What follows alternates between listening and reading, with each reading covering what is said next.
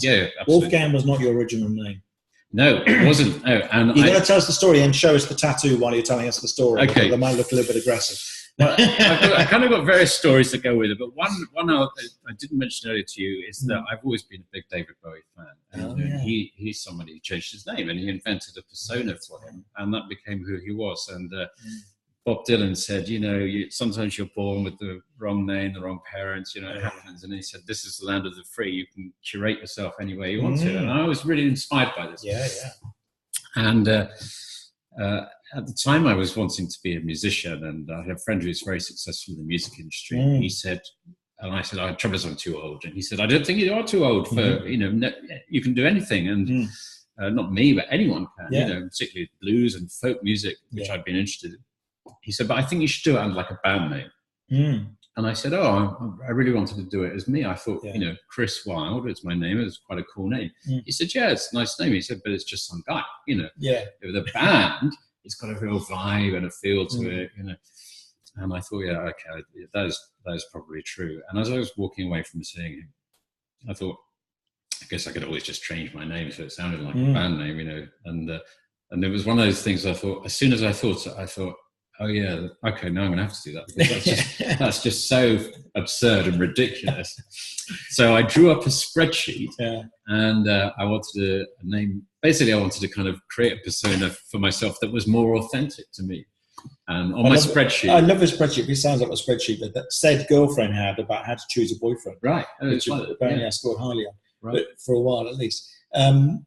So you what were the parameters on the spreadsheet? Well, I like the surname Wild, and I wanted something that began with a W to alliterate. It needed to be easy to spell, very memorable, that sounded cool, and crucially the .com needed to be available. So I had all these W's, Wilbur, Willem, William wouldn't have worked because you're like, is that William? Or but Wolfgang, and I'm very into America, but I'm also very into Europe too. And so there's this European name of Wolfgang combined with Wild. I thought, that's really cool. And so I said to my wife, hey, I'm thinking of changing my name. And, can you imagine? And thinking she'd say, yeah, and here are your divorce papers. But she thought it was really cool. I was amazed. She was really into this. What's she calling now? She still calls, a lot of times she calls me Chris, and there's a certain amount of ambiguity in the village where we live about exactly what my name is. Right. But I presented it to my mother, this is my pen name. Right. But there are a lot of people now who only know me as Wolfgang, and I really like that. Anyway, and I also thought, if I'm going to do this, I'm going to do it properly. I'm going to do it by deed poll, not just and so I did, change my name by deed poll. And my wife said to me, it's the conclusion to the story, about a year ago, she said, I'm thinking, we're in our late 40s, but she said, I'd really like to get a tattoo. And she's a professor in Oxford, but she hasn't got a tattoo. She decided to get one. She got this very tasteful bluebird on her wrist. And I thought, I'd really like to get a tattoo as well. And I said, I'm thinking of getting this particular tattoo, really thinking she would give me the divorce papers at this point. But she was really into this. So this is my first ever tattoo, permanent on my fingers. Wow. And I'm really pleased with it. And she was really into it as well. My mother-in-law hasn't seen it yet. But it was kind of like a message to myself, like, I take my ideas seriously. I'm allowed to do whatever I want. I thought deed poll was serious enough. Yeah, no, actually permanent tattoo.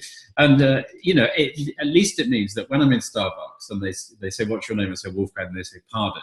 I can now just show them my knuckles. It makes it a lot easier. And actually, the guy I was talking about earlier, Jerry Hyde, wrote a book, and he said, if you want to remember something, post-it notes are for losers. He said, what you need to do is get a tattoo. And he's covered in tattoos. That's cool. And every tattoo has a meaning, and it's something he wants to remember. So he's got like Carly, and he's got phrases, and these are his own principles that he wants to live by. Yeah.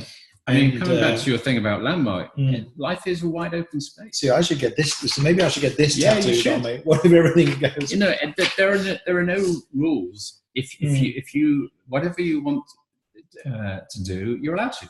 And and these were kind of the reasons I guess I did this for myself. I think obviously couldn't change my name by default. I thought actually I could.